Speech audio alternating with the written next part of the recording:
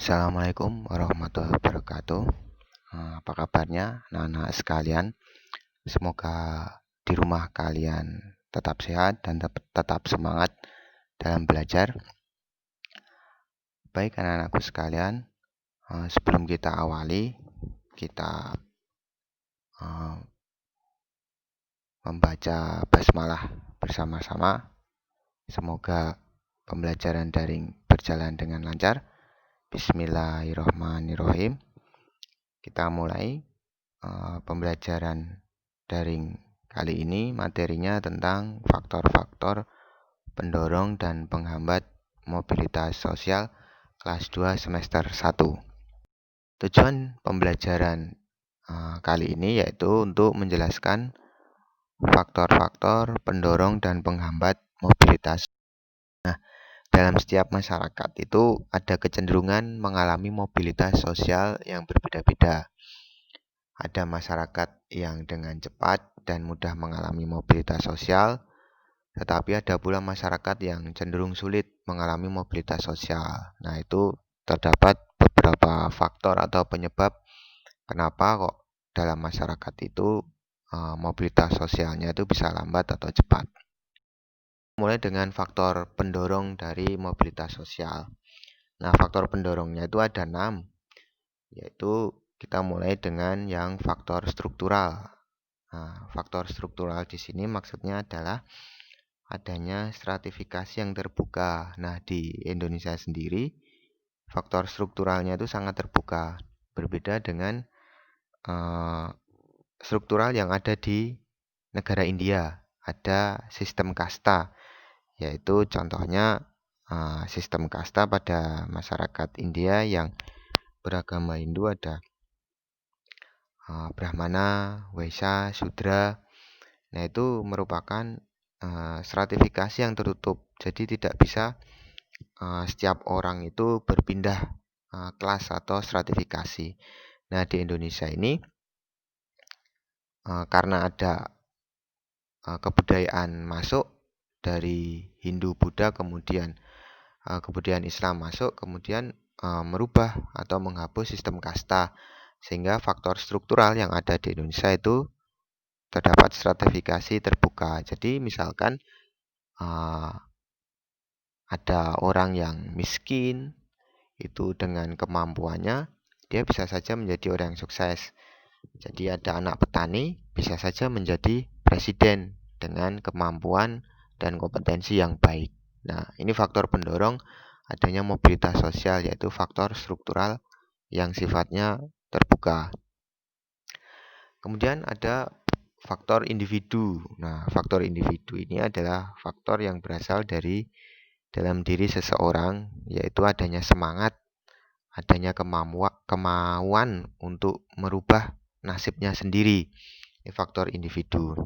Jadi misalkan setiap masing-masing individu memiliki kemauan yang berbeda atau semangat yang berbeda. Nah, ini bisa menjadi faktor pendorong untuk mobilitas sosial atau perubahan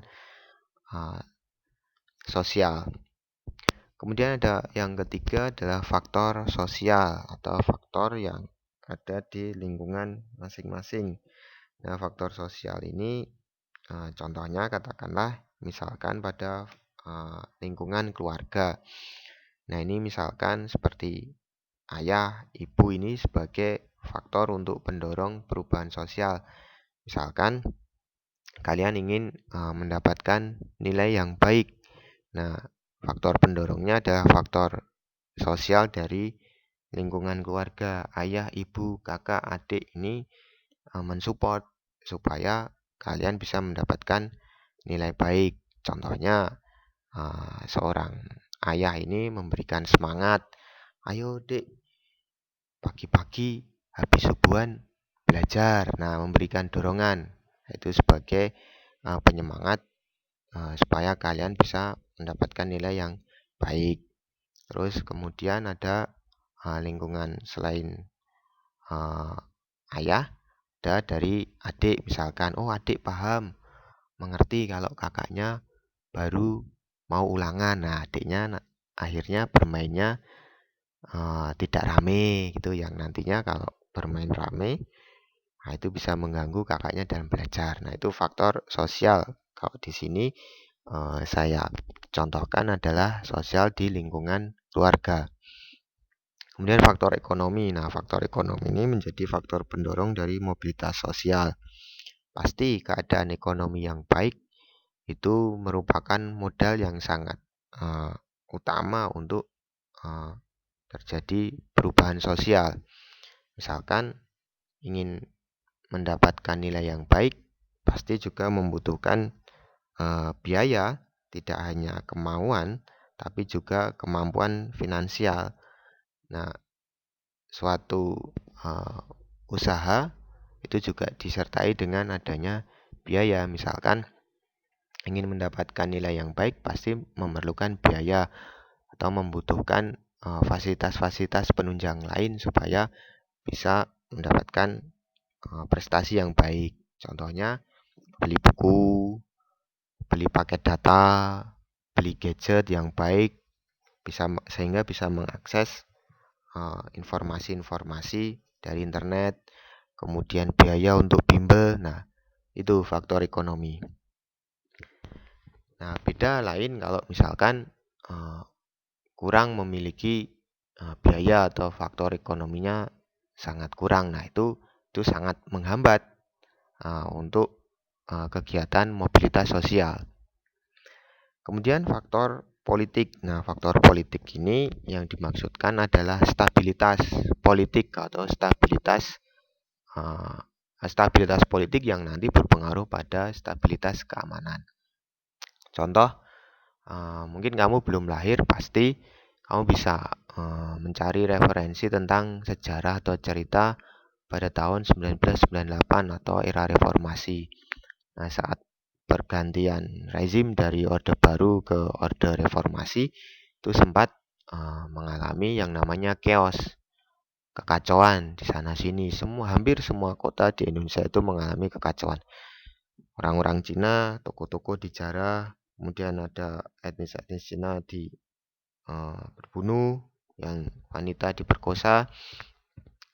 Nah, itu faktor politik saat itu sangat chaos sehingga mobilitas sosial itu sulit dilakukan karena sana sini itu mencekam. Nah, itu faktor politik. Atau faktor politik saat terjadi yang namanya pemberontakan G30S. Nah, itu suasana mencekam, saling tuduh siapa yang PKI, siapa yang tidak PKI. Nah, itu faktor politik yang nanti berpengaruh pada keamanan. Kemudian faktor pendorong yang terakhir yaitu kemudahan dalam akses pendidikan. Nah, setiap orang membutuhkan pendidikan yang baik. Nah, ini berhubungan juga dengan faktor ekonomi. Faktor ekonomi berpengaruh kepada akses pendidikan. Orang yang memiliki finansial yang kurang baik, nah pasti akhirnya untuk mendapatkan akses pendidikan juga agak kesulitan. Nah, akses-akses pendidikan ini biasanya atau kebanyakan itu yang mendapatkan akses pendidikan yang lebih baik itu adalah orang-orang yang dari kalangan menengah atau faktor ekonominya lebih baik. Seperti itu kira-kira untuk faktor pendorong. Lambatnya yaitu ada dua, yaitu kemiskinan dan diskriminasi. Tadi faktor pendorongnya adalah keadaan finansial atau ekonomi. Nah, faktor penghambat di sini adalah kemiskinan. Nah, kemiskinan ini merupakan faktor struktural di mana kemiskinan itu menjadi momok utama dari permasalahan kependudukan. Adanya kriminalitas yang tinggi disebabkan adanya kemiskinan. Adanya kebodohan disebabkan oleh kemiskinan. Nah, jadi kemiskinan itu adalah pangkal utama dari setiap permasalahan kependudukan. Kelahiran yang tinggi karena kurang pengetahuan. Kurang pengetahuan berarti tidak bisa mendapatkan akses informasi atau pendidikan. Tidak bisa mendapatkan akses pendidikan atau informasi karena tidak memiliki uang atau kemiskinan. Nah, itu pangkal dari permasalahan kependudukan. Kemudian yang kedua adalah diskriminasi. Nah, diskriminasi ini yang dimaksud adalah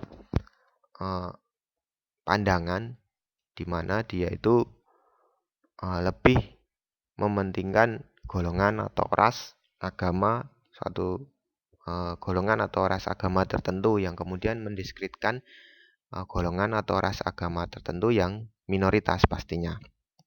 Nah, diskriminasi ini kemudian membuat orang korban ini menjadi minder, yang akhirnya mobilitas sosial ini tidak bisa dilakukan. Kira-kira seperti itu anak-anak. Materi yang sangat singkat, semoga bermanfaat. Jangan lupa buku-buku yang sudah ada, yang sudah dikirim dari sekolah dibaca. Dibaca juga referensi-referensi yang lain melalui internet. Semoga sehat selalu di rumah dengan mentaati protokol kesehatan. Akhir kata,